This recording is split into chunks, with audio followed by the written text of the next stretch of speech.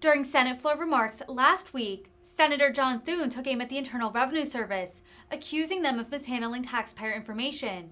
He slammed the Biden administration for giving the IRS more funding through the Inflation Reduction Act, raising concern about the agency's ability to handle such a swift expansion. Thune touted his bills to hold the IRS accountable, such as legislation that would prevent the IRS from onboarding new agents until the agency achieved better standards. The Republican whip. Mr. President, is the Senate in a quorum call? The Senate is. I would ask unanimous consent the quorum call be lifted. Without objection. Mr. President, ask any group of Americans how they feel about the IRS, and you're unlikely to come up with a lot of positive reviews, and with good reason. Repeated mishandling of taxpayer data, not to mention almost non-existent customer service, is unlikely to gain any agency many fans. And at this point, the IRS has a disturbing record of mishandling taxpayer information. In the past 2 years alone, the IRS has inadvertently posted confidential information from 120,000 taxpayers on its website, destroyed 30 million unprocessed tax documents, and had troves of private taxpayer information end up in the hands of the left-leaning news site ProPublica. And the agency's customer service record might be even worse. During fiscal year 2021, the agency answered just 11% of the 282 million calls that it received. 11%. That means that 250 million taxpayer calls went unanswered. 250 million. And 2022 was no better. During the 2022 filing season, 90% of taxpayers' calls, 90% went unanswered. Now, any business with a customer service record like that wouldn't be in business for very long. Mr. President, given the agency's record, I think most Americans would say that the IRS is ripe for reform. Democrats, however, apparently thought the IRS was ripe for more funding, a lot more funding. In August, Democrats passed their so-called Inflation Reduction Act. This legislation takes no meaningful steps to reduce inflation, but it does flood the IRS with a staggering $80 billion over the next 10 years, a sum equal to 6 times the agency's 2022 budget. That's enough money to double the size of the IRS. The bill provides for the hiring of as many as 87,000 new IRS employees, an estimate that came from President Biden's Treasury Department. That would make the IRS larger than the Customs and Border Protection and the U.S. Coast Guard combined. Now, Mr. President, suddenly and dramatically increasing the size of any government agency is cause for concern. Are there plans in place to make sure the money is used efficiently? Can the agency in question handle such a swift expansion and the increased responsibility that comes with it? These are serious questions no matter what agency we are talking about. But these questions are particularly relevant when the agency in question is already doing a poor job of handling its basic responsibilities.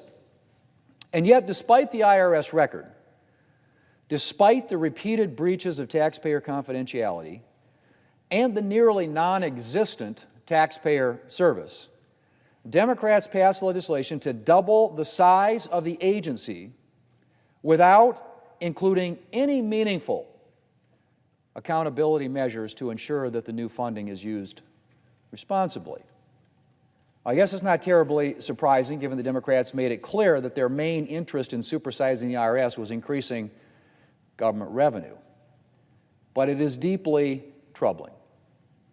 We should not be doubling the size of an agency that is already notable for its failure to adequately carry out its basic mission.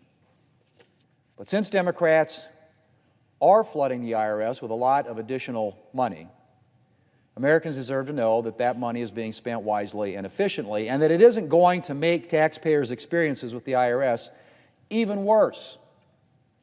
And that's why I and my fellow Republicans have been focused on doing everything we can to provide rigorous oversight and accountability for this new money. and I've introduced multiple bills to help protect taxpayers. My Increased Reliable Services Now Act, which I introduced with Senator Collins, would prevent the IRS from hiring new enforcement agents until customer service at the IRS has reached a more acceptable standard. I also worked with Senator Mike Crapo on a bill to protect taxpayers earning less than $400,000 per year from increased audits. Democrats' main reason for boosting IRS funding was to increase tax collection measures, including audits, to squeeze out revenue for their Green New Deal agenda. And there is substantial reason to be concerned that despite Democrats' protests to the contrary, some of that audit funding will be used to increase audits of middle-income taxpayers. It's hard to explain why else every single Democrat opposed an amendment to prevent the IRS from using its new funding to increase audits of these Americans. The bill I introduced with Senator Crapo and my Republican colleagues on the Senate Finance Committee would protect middle-income Americans from seeing increased audits as a result of this new money. Most recently, just a few days before Thanksgiving, Senator Chuck Grassley and I led our fellow Finance Committee Republicans in introducing the IRS Funding Accountability Act. Our legislation would require the IRS to provide Congress with an annual plan for how the agency intends to use its new funding, a plan that could be rejected by Congress with a joint resolution of disapproval.